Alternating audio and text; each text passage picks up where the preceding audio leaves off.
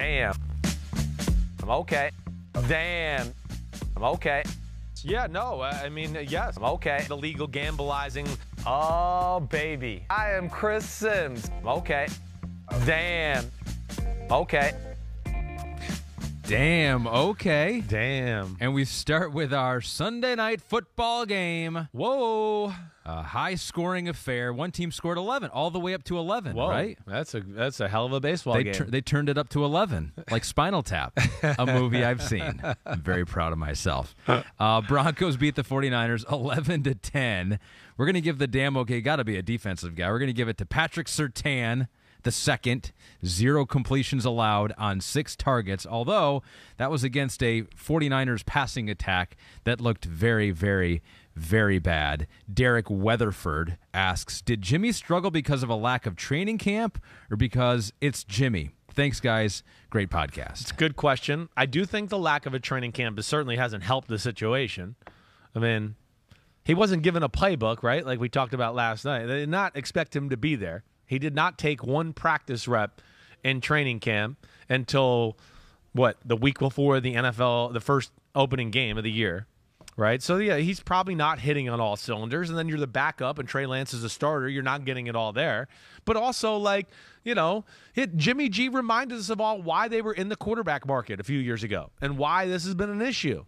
It is unpredictable for him too. And one of those last night was one of those games, right, where we have games where Jimmy G looked good and he played good, but we had a bunch of these games down the stretch last year and other moments too where you just go, what the hell? He's played so much. How the hell could he do that? How could he throw that? How could he miss that read? Right? Plays were left on the field. And I get a little sick of the 49ers have this record when Jimmy G starts. Okay, yeah, but I could give you 20 other quarterbacks that record would be just the same. It's not special. That's why they're trying to replace him there. And last night, hey, I was more hopeful for at least a better game, attack and overall. Yeah. We know the Broncos defense is good. E.J. Evero has a pretty good feel for Shanahan. But, it's moments like we broke down on a highlight show last night where they have a game plan specific play on the bunch receivers to the right. And Deebo Samuel's screaming down the right-hand sideline. He's wide open. Nobody's covering him. But for some reason, he decided not to listen to his coach who told him all week, wait, if we do this, we're going to mess them up on how they pass this 3-on-3 matchup up. And he looks over there for a second and gets off of it. And it's just like, wow, I guess he doesn't like throwing wide open touchdowns. We showed another play, right, where Deebo Samuel comes out of the backfield and acts like he's going to run like a little choice route and break inside, but he stutters and then goes up the left sideline. He's being covered by Josie Jewell. I mean, you might be able to beat Josie in a race. But instead, what happened, Naaman? What happened? Do you remember that throw? The Deebo Samuel down the left sideline. Remember that one? Like Deebo had to turn around and backpedal like he was catching a punt return. And fell down. And fell down out of bounds. Rear, where you go, if he just hits him running, he's going to run for a touchdown. Yeah. So points and plays left on the field, and then all of a sudden you're in a dogfight, and then all of a sudden you're backed up, and you forget that the end zone's 10 yards deep, and that you do that. And so Jimmy G did a great job of reminding everybody why Shanahan and company traded to get the third pick of the draft, even though that can be questionable too. I get that. Yeah. But yeah, that was not pretty on that side of the ball by him by any stretch of the imagination. Yeah, and it wasn't pretty when they were backed up near their own goal line, near their own end zone, and then Jimmy G pulled a Danny O. In some ways worse than a Danny O. Danny O was really he really spent a lot of time out of bounds when he was running around back there. But Dan Orlovsky was obviously watching that game because he's a football game. He tweeted out this morning, a Step Brothers with Dan Orlovsky's face there. If you're familiar with the play, Dan Orlovsky with my Detroit Lions was sprinting around, scrambling. Took about 7 steps out of bounds. Well out of the back of the end zone. Jimmy G just had 2 feet, he was barely out of the end zone. But he was out, and Kyle Shanahan after the game took the blame on that. Said it was a bad call, put him in a bad spot. He said all the right things. But the funny thing is that wasn't even the worst part of that play. The worst part of that play came after he stepped out of bounds. That's where I was going to say it's worse than what Orlovsky did. First off, you're dropping back, right? You're setting up. You got to have an awareness of knowing, wait, I can't go back. Like, back is not an option here. The fact that that does not go through his brain to me is unbelievable. Again, I think most quarterbacks are so paranoid about that when they get in that situation, they can't even maybe make the right read or the right throw because they're like, oh gosh, I can't. It's back there. It's back there. The fact that he could be that oblivious to it to me it's almost admirable. I just go, oh my gosh, ignorance is bliss. It's unreal. But at the same time too, like you said, it was just gonna throw the ball to covered people in the flat, backed up, and give them a pick six if he doesn't step out of bounds. I mean, that was remarkable too. So it was ugly on that side of the ball. 49ers made plenty of mistakes in the football game, and they have plenty of experience of, that kind of game, and then you leave the ball in Russell Wilson's hands late in the game. Yeah, Russell Wilson's going to outduel Jimmy Garoppolo in that situation, and that's what he did. That was cool. There were some turnovers in the game, 2 fumbles, an interception by the 49ers. And I'm sorry, Denver Bronco fans, if you're tuning in, you're like, come on, we actually won this game. And they did. They had that 12-play, 80-yard drive. Yep.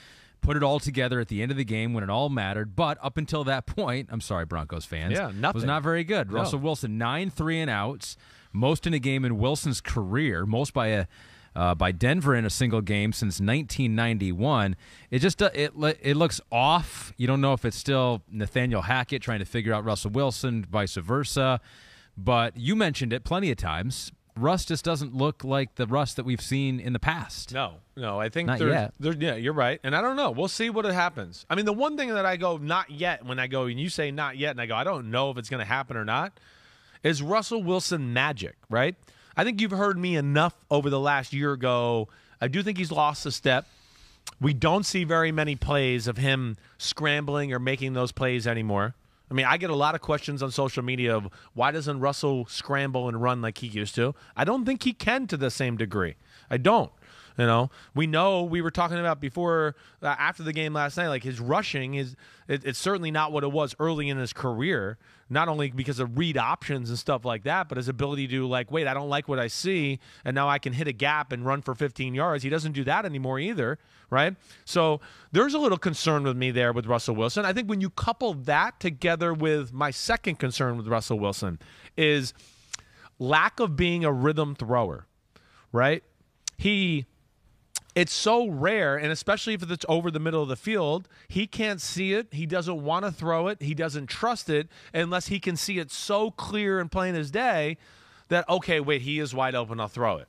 And as you've heard me explain before, for quarterbacks, taller, yes, you have an advantage. You can see over guys a little bit more, but it's like you got to process information, and it's little frames, still shots of oh wait, there's a window. All right, there's another window. He's in there, and you got to be able to have a feel of that window to throw in, and I know what coverage they're in, and this guy shouldn't be here, and you got to be able to trust that. He doesn't trust that, so he throws very few balls in rhythm over the middle of the field that hurts them that way. And then I think you add that also into, no scrambling, doesn't do that great, and they're learning their way in a new offense under Nathaniel Hackett. And let's not forget, the 49ers will be one of the 3 or 4 best defenses in football when it's all said and done. There's no doubt about that, to where, things were hard.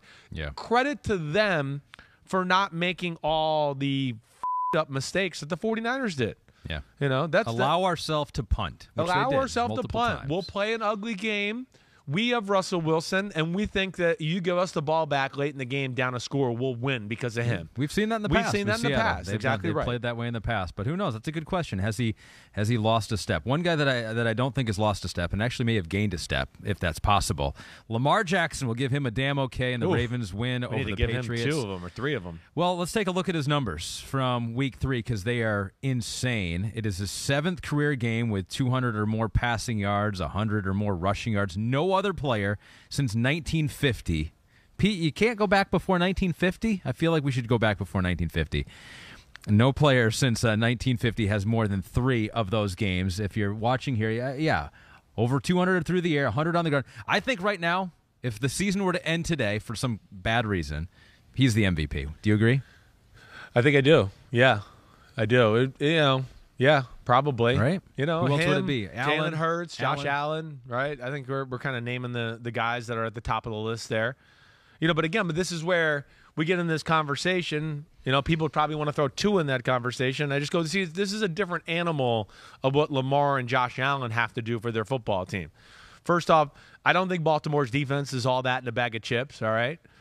Again, they don't really have a very good running game, as we saw. He is the running game. And then his throwing is off the charts good. It's off the charts good. They don't always get optimal looks because of the running game. Not always. People don't respect it the way they used to 2 or 3 years ago. And, they're still finding their way with their weapons. Rashad Bateman looks like he is the real deal. I will say that. And we know Mark Andrews is real too. But, yes, Lamar is off the charts good. He really is. I think you couple that with his playmaking ability and then, the Patriots being sloppy and turning the ball over and doing some dumb stuff themselves, Baltimore got the big win on the road. Easy Money Chive says, last week you said Allen and Mahomes are in a class of their own. Do you think Lamar Jackson should be considered to be in that class? I do. I do. do. Right now I do. The only reason I didn't throw him in there a little bit is just like last year was not his best year, right? There were some choppy parts of the season altogether. I probably should have thrown him in that conversation last week. I feel like I said some of that stuff when we were talking about the Dolphins game. Yeah. It's special what he's doing. And yes, I would throw him in that class. I would. And in a lot of ways, he's playing cleaner football than Patrick Mahomes right now. I know Patrick Mahomes just threw his first interception of the year, but he had 3 dropped against the Chargers, and he's gotten away with a few too. I just think with Lamar, what he does, his skill set, the fact that the team's built around him and what he does there, it's really been really, really special. And man, is he going to put them in a bind if he keeps playing like this? Other side of the ball, Mac Jones had 3 interceptions, weren't great, although did throw for over 300 yards when asked to bring him down the field.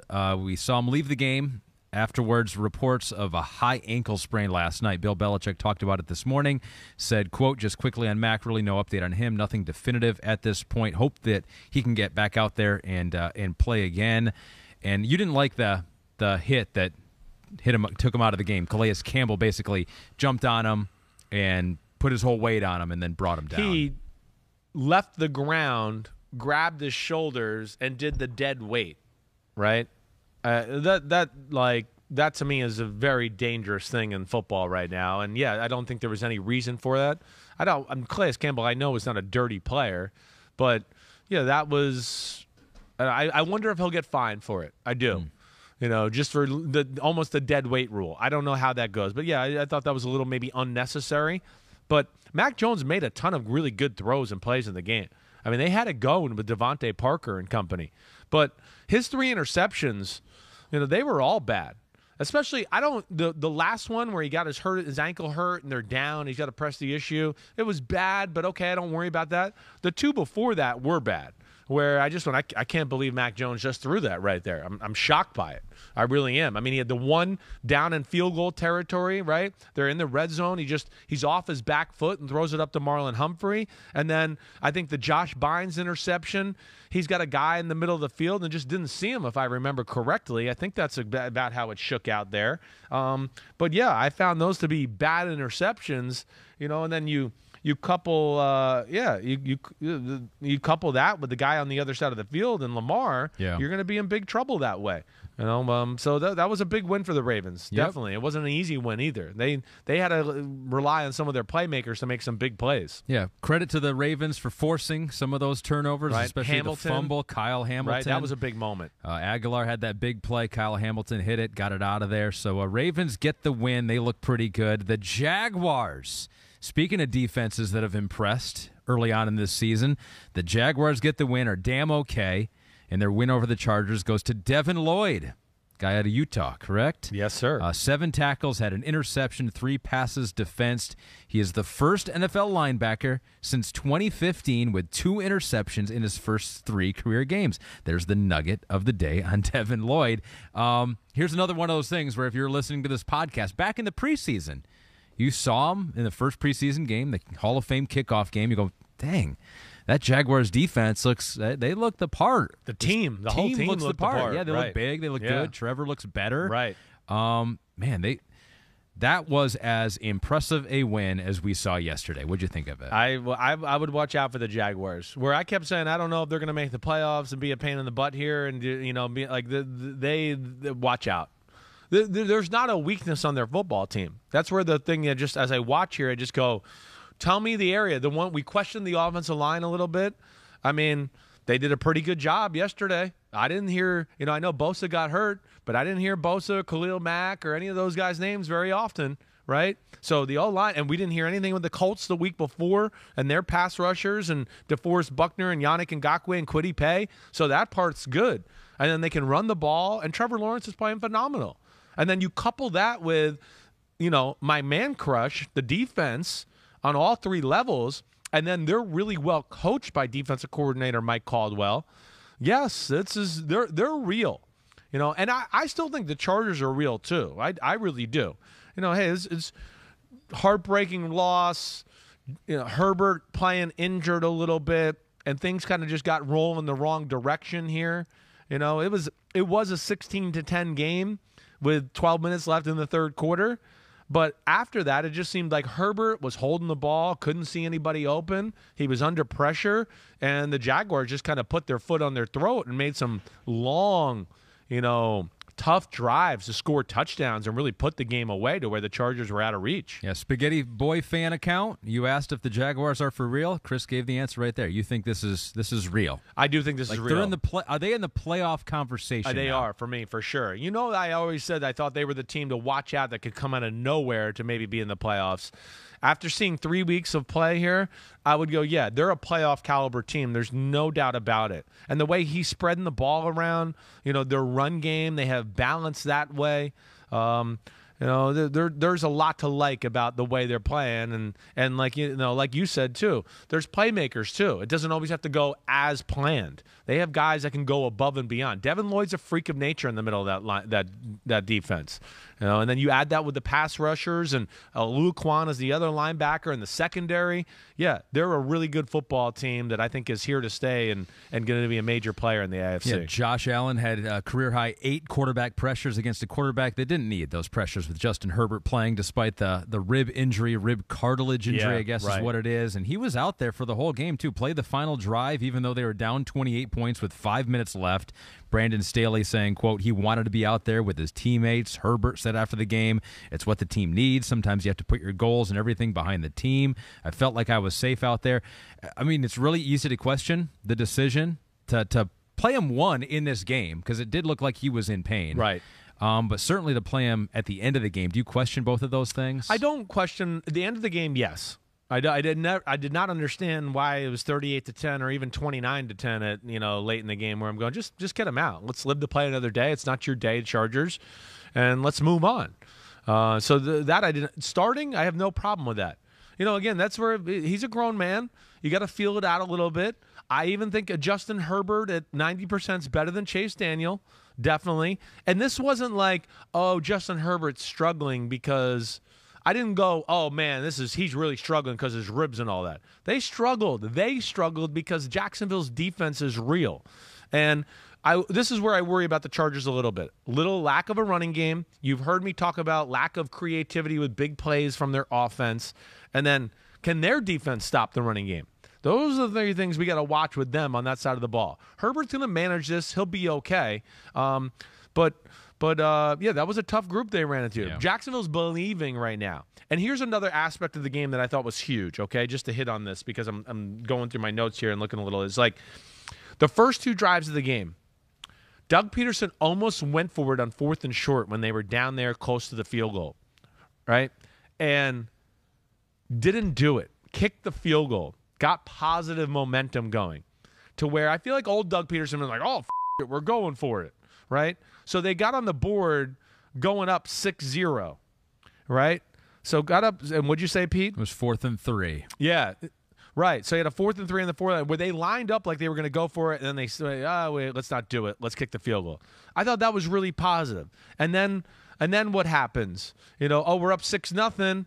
We got some positive vibes going. Justin Herbert drops back to pass, and I believe he got strip sacked, and that left a short field, and then they finally scored the touchdown, and you go, hey, we're up 13-0. So that, to me, was big part of the game. They got in control of the game, and then as the game went on, Doug went for it, I think, once or twice on fourth down to help them get over it, right? Yeah, they converted a couple of them. Yeah, they did, 2 for 3 on fourth down. That was the right thing, though. Yeah. Not early on. Get your young team confidence. Get them, hey, we believe we can win this game on the road. We're up 3-0. We're up 6-0. And, that gets everybody going. And it gets the pass rush going. And, what was it? The interception set up the first field goal, right? Or second field goal to make it 6-0. I think you're correct, right? Yep. And then we had the fumble led to the touchdown, right? So those were big plays, and they got a lot of playmakers on that Jacksonville team. One of them is Trevor Lawrence on offense. Maybe we got to take a look at him on Wednesday. Maybe we'll take a closer look at Trevor. No doubt, this I would love to do that. This might have been his best game as a pro. Probably was, right? Yeah, it's up there. First career game with 3 touchdown passes. I feel like he's the last 4 games, though. We've said that maybe 3 times now. Sure, so that's a positive thing here that they're getting the number 1 pick looking like he should. There's a guy in L.A. with that other L.A. team that's had a lot of good games. Aaron Donald had another one. Damn okay goes to him as the Rams defeat the Cardinals 20-12. He notched his 100th career sack in the first quarter, became just the second player to primarily play defensive tackle and earn 100-plus sacks. He's just a different type of player since 1982. John Randall was the other one. I could have quizzed you on that. Would you have known that? He would have been up there. He would have that. been up there on one of my guesses for sure. So he was terrorizing Kyler Murray and the Arizona Cardinals offense, who Kyler still threw for over 300 yards, but it took 58 passes to get there. And I want to kind of start with this because there's a soundbite out there that Pete uncovered with Kyler Murray after the game talking about his receivers. Do we have that, Pete? I tell guys all the time, always be, never, never, you got to be awake playing with me. I mean, it's, no matter what the play is, I got free reign to do whatever, get into whatever. So when you sleep and you don't think you're getting the ball, we can't play like that. No, he kind of called out his receivers. Yeah, it's I guess interesting. He's not happy. I wonder who he's talking about there. I don't know. I mean, I'd have to go back and look at specific plays. Unusual to hear that, though. It is unusual to hear that. It is. What do you make of it? Well, he's frustrated. I mean, nothing's been easy. Even though they came back last week, like we talked about, it just was like, hey, we opened it up and he's running, and it wasn't easy even with that. Like you just said, the stat line to me that's the most concerning. We got to throw it 58 times to get 314 yards. That sucks. Like I don't know any other way to say it. They can't make plays on the offensive side of the ball. They can't get things going. It's a lot of 4-yard completion here, 3-yard completion here. Well, I jammed it in between 2 people for 4 yards. Whoop-de-f***ing-do. Again, that's where they're an annoying offense to watch. They are. And there's no rhythm. And like I've talked about, I don't know if they really call plays to attack things either. I like the fact that just open it up and let it go like we talked about, yes. But I don't think there's like a surgicality in how they try to attack defenses that way. Yeah, so, and then he can't run and make those plays against this defense and Aaron Donald, who's the best defensive tackle in the history of football. So that's where it becomes harder, too. Oh, they keep him in the pocket. Now you can't make all these highlight-type plays, and now it goes back to the offense a little bit. Well, who's going to get open? How are we going to make some plays? And they just lack the imagination and some of the ability there to make some of those big plays in the pass game. Which we saw on the other side of the ball. Some big passing plays from Matthew Stafford, who it only took him 25 passes to get 249 yards in the game. So that was a positive for the Rams. Another positive was the running game got going. Cam Akers, 61 yards on 12 carries and a touchdown. Cooper Kupp, untouched on a 20-yard run. First rushing touchdown. Which was shocking, right? Of his career. Yeah, it was kind of shocking. For the Rams, as a solid win where it didn't seem like the game was ever in doubt for them, even though it's only an 8-point spread. Right. It was the Rams, I think, are still a work in progress on the offensive side of the ball right now. They certainly don't seem like they've got the same magic they had last year. I mean, I know last year even, hey, there were some spotty moments and all that, but we were always like, wow, they're explosive and they can make plays. They haven't seemed to regain that like form quite yet. They haven't seemed to find the other guy that can stress you out in their offense other than Cooper Kupp yet. And then the run game, is coming along, but not special yet. I thought Cam Akers looked pretty damn good yesterday, so that was encouraging. He had the fumble at the 1 yard line that made this game a little bit more interesting than it needed to be, right? But it almost feels like Rams Jared Goff football right now, where it's just like, hey, we're going to play defense, and hey, Stafford, just be smart and don't take too many chances, and we'll win the game kind of ugly as we kind of find our footing on the offensive side of the ball here. But good win nonetheless, and they're battling. I don't think the Rams are playing their best football here, but they're 2-1, and that's at least a positive. Thanks for watching, homies. Hit subscribe to see all my unbuttoned videos. You get to see me, Ahmed Fareed, all the big player breakdowns, game breakdowns, player interviews, and my film analysis. So please subscribe. Chris Sims Unbuttoned. Peace out.